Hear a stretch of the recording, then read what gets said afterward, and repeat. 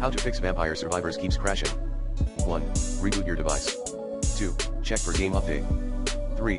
Update GPU driver using the recommended Avast driver updater in this video guide. 4. Check your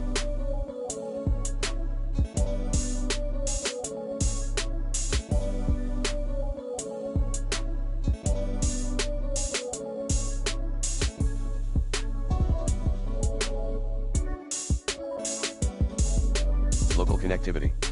5. Verify game file.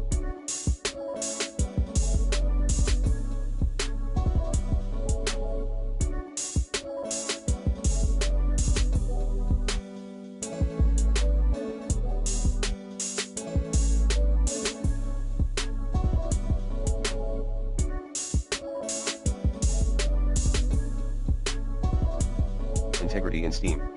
Like this. 6. Run the game using admin's rights. 7. Check for your Windows OS update. 8. Terminate all unused background processes.